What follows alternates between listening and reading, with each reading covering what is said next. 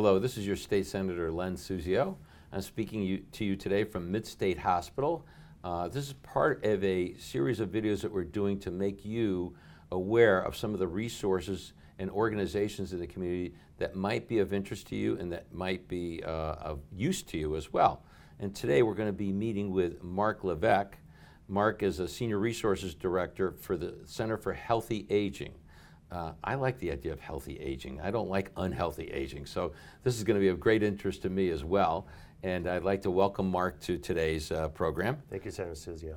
Thank you for graciously meeting with us. And we're going to be talking about a program that you administer and run here out of Mid-State, right here in the center of Meriden and of the state of Connecticut.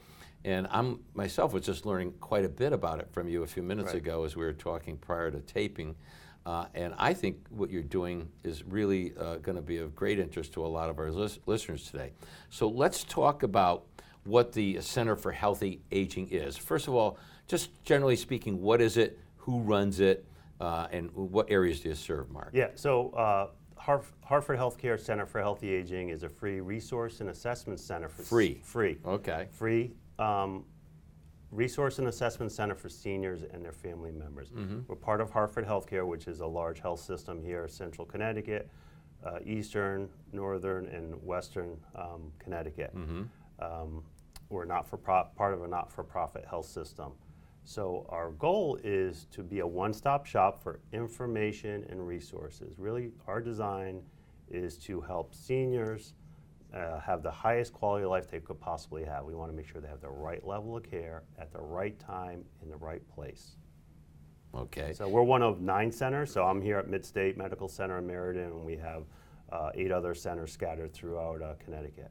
All right. And tell us a little bit about the specific services you provide to someone who thinks, well, maybe this is of interest to me. What do you actually do here? Go through. Yeah. So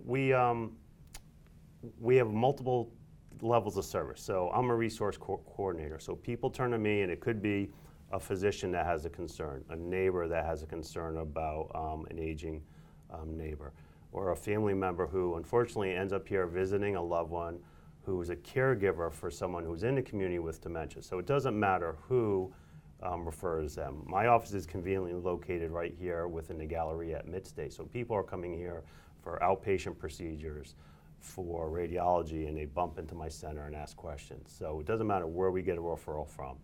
And so I provide advice, guidance, and if need be, referrals if someone needs anything from finding a new doctor or getting some help in the home, maybe identifying transportation resources, information about Meals on Wheels or home grocery delivery, or maybe making sure the home is the safest possible environment, recommending grab bars or other assisted devices.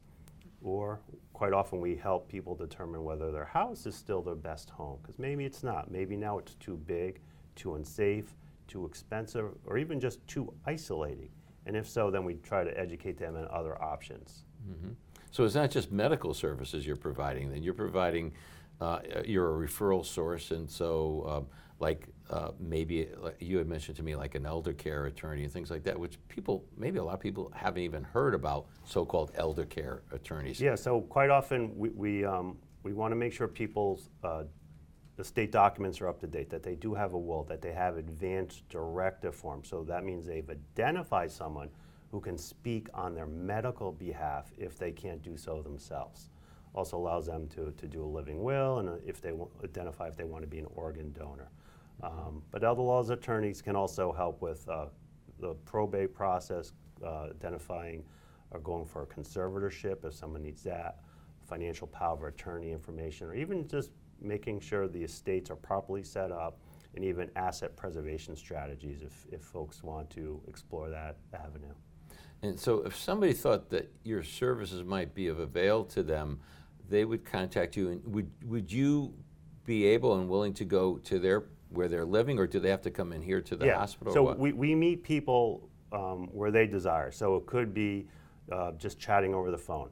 It could be here at my office here at Mid-State in Meriden, or if they live within a half-hour drive of Meriden, I'd be happy to go out to their home and visit them and do an assessment and see how I can best meet their needs. Mm-hmm. And generally, our first conversation is rarely our last. I've talked to people over many, many years I've been in the center almost 9 years now, and I still have folks from my first year that I keep in contact with. I think that's one of our secret sauces of our success is that our first touch is never our last, and that we continue that relationship. Aging is a one-way street. We're all going down it, some of us faster than others. So we do try to keep in touch with folks on a somewhat regular basis to see how their needs have evolved, if maybe we made recommendations, if they put those in place, or maybe they have a change in situation where now we need to go a different route. Mm-hmm. You, before we began taping today, you had given me an example of an elderly woman who had contacted you. I think it actually might be helpful for you to walk through a couple of real life cases, disguising the names of the person, of course, whatever, but I think to give people a flavor for what you do by hearing exactly some cases of what you are doing. Sure, I can give you a couple. So one would be my friend Dorothy. Mm-hmm. So I came back from lunch one day and my voice message light was on my phone, so I listened to it, and it was Dorothy. Hi, this is Dorothy. I'm 99 years old and I think I need some help. Call me. So I called Dorothy back and she invited me out to the house. It happened she had a fall at home. She lived in a condo by herself. Had not alerted her doctor of that change in status. So we called the doctor. He ultimately ordered visiting nurses to come out to assess her, do some wound care, got her one of those lifeline fallen and I can't get up buttons, and introduced the idea of maybe transitioning to a different level of care, maybe to explore an assisted living community. So a few months passed, and then ultimately Dorothy did decide she wanted to go to an assisted living community. She'd have her own apartment, was able to have her independence but get the care she needed. So she just recently passed away at 104 years old. So she had a good last 4 or 5 years.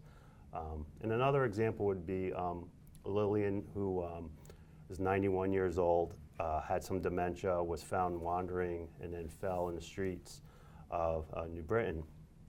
Was brought to the emergency department there where she was evaluated and treated, and we got a referral from the emergency department. Talked to one of her daughters who was somewhat estranged from her mom, but we set up a home visit. So interestingly, the night prior to our home visit, Lillian's daughter was sleeping on her mom's couch in her apartment, keeping an eye on her, and she heard a knock on the door 1 in the morning. So the daughter went to answer the door, and to her horror, it was her mom on the other side. She had snuck out of the house sometime in the middle of the night and was out wandering. So at that point, her daughter really realized the gravity of her mom's condition. So we went out, we did an assessment. We actually did a co-visit with one of our transitional care nurses. These are nurses who can be the medical eyes and ears in the house. At that point, was able to relink her to her primary care physician because she had lapse, again, mostly because of her memory issues. Ultimately determined that she needed additional help and support in the home, so we were able to hook her up with a home companion. Also, she went to an adult day program, which is, in this case, was a medical model, where it's a very safe, therapeutic, and supportive setting for someone with some memory impairment. So that was our initial recommendation. Then as a few months passed, her finances became an issue, and then we identified some subsidized program that she could potentially tap into to help support her care in the home, which was her and her family's desires, as well as ultimately to an elder law attorney to talk about estate planning. And then to do some future planning, get her named on nursing home waiting lists. So those are kind of two examples of where we work within the healthcare setting. We get referrals from the healthcare setting, but we also identify community resources that can best meet those individuals' needs now, as well as plan for future needs.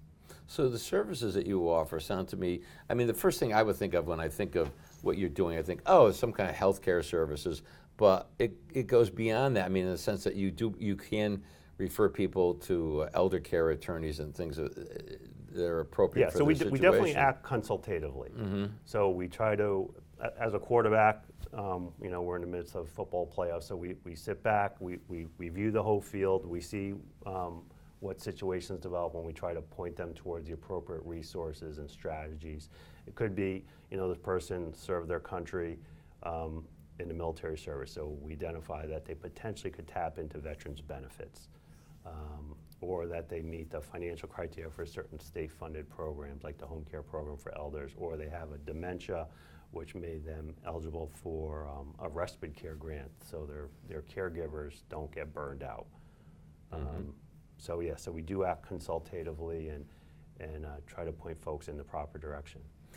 Is there much of a waiting time if somebody were to contact you and say, hey Mark, we're interested, we want to talk to you? Do they have to wait a few weeks, a few days, or what's the norm? You know, honestly, we can be on demand, so especially if a family's here in the hospital, I'll pop up within a 15-minute notice. If I'm here, I mean, it's clearly if I'm off-site, they may have to wait a day, but we try to be very responsive to people's needs. We're not a crisis center, I guess that's one thing I have to say.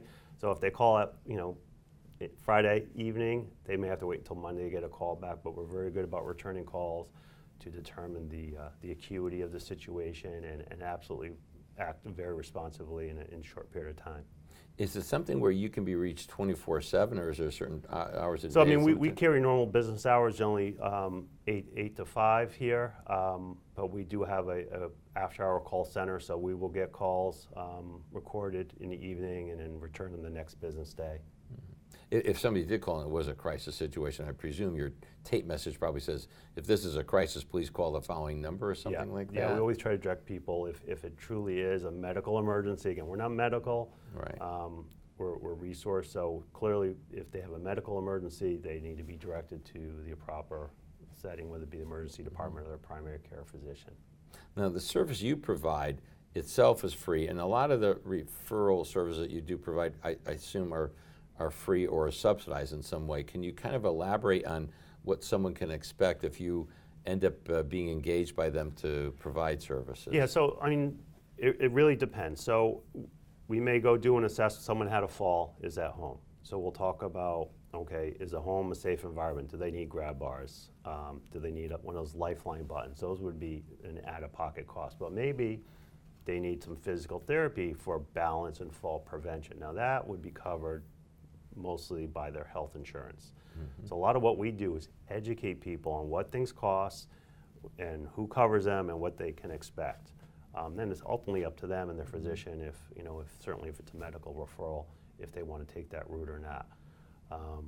And then again, veterans benefits, state benefits, if they meet those things, a Medicare savings program, which is very big in the news, if people are currently eligible for that particular program to help offset the cost of not only their health care, but their prescription drug costs. So it's part of really a holistic view of an assessment that we do on them.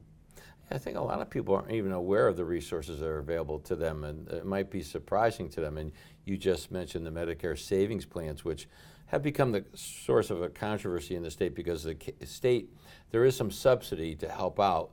The state uses an income threshold for that, and that had been changed. But the Medicare savings, I actually wasn't even aware of it until as a state senator here, I'm up there, and this becomes a controversy because they had lowered the threshold. Maybe it'd be a good thing. What does a Medicare savings program? There's 3 different levels, I know that, and of subsidy or help. Maybe right, you could there's share 3 that. different levels, and so it helps folks who there's no asset test here in the state of Connecticut, so we don't look at assets, money and saving, but we do look at income. And at the highest income level, people get help with their Medicare Part B deductible, which is $134 this year. And then as their income drops, the benefit increases where not only could it cover the Medicare Part B deductible, but also could act as a supplement where it would cover that 20% that Medicare generally doesn't cover, or in addition to covering their Medicare D, which is prescription drug costs at a very, very low level. So there's three different tiers, and it's really determined by their income levels. Yeah, I know it could be daunting. I mean, here I am. I've got an elderly mother. I've got a gentleman I'm a conservator for, and I look at all the billings and the insurance, and it's like your head starts spinning after a while. You look and say, wait a minute, what's covered by this? What's covered by that? It sounds to me that you could be a big help to people to understanding the resources that are already available to them that they may not be taking full advantage of? Absolutely. So I am a Choices trained counselor. So Choices is Connecticut's health insurance assistance program, and most of my counterparts are Choices trained also. So yeah, so we've had enough training to know what questions to ask and what benefits may be available to folks, and to help make sure they have the proper forms and know how to apply for these different programs and what they can expect if they're approved for them. So absolutely, and it's we've saved people hundreds, if not thousands of dollars with our Choices counseling with folks, really sitting down, seeing what their health insurance coverage are, what their needs are, what their prescription drug costs are, and if maybe there's a better plan out there for them. So it's usually during open enrollment period, which is from October 15th to December 7th, is when we're quite busy with the Choices counseling. It sounds like your program is actually a fantastic program that everyone in the community should be aware of and potentially take advantage of, especially initially. There's no cost to the consultative services. No, not at all. And it could be as simple as, I need to find an appropriate exercise program. Or again, our house is no longer the best home because it's a big rambling, colonial, and it's only me now. Yeah. So what are my choices in that regard? Or maybe it is that, mom has dementia, dad's a caregiver, but unfortunately dad just ended up here in the hospital and the kids are scrambling for the care. And what are our choices? How do we can't continue this short-term plan of, kids rotating. We need a longer-term plan. So we can come in and act consultatively without the emotions and say, okay, this is a situation and these are your options. We're going to put up on the screen, as this is being broadcast, contact information for you, but I think audio reinforcing the video is good too. So if somebody says, wow, this is a kind of program that I think might be applicable to my mom, my dad, whatever, my aunt, my uncle, myself even, how would they get in touch with you? And what is the program? If I was looking it up in a phone book, is there such a thing as a phone book anymore? I don't even know. But if I was looking, do I look under Center for Aging? What do I do? Yeah, so the official title right now is Harford Healthcare Center for Healthy Aging. So again, I have an office right here at Midstate Medical Center, which is 435 Lewis Avenue. I'm in the gallery across from the Dunkin' Donuts shop. So you're welcome to drop in during normal business hours, say hello. We can talk. You're welcome to call me. 203-694-5721 is my direct line. If I'm not there, leave a voice message. I'll get back to you. Our website is cthealthyaging.org. Repeat that, go ahead. Yeah, cthealthyaging.org. You can get my contact information as well as information about our other centers throughout central Connecticut. So if somebody meandered here in the hospital and said, I got to talk to that guy that talks to old people, would they know? They would absolutely know who I am.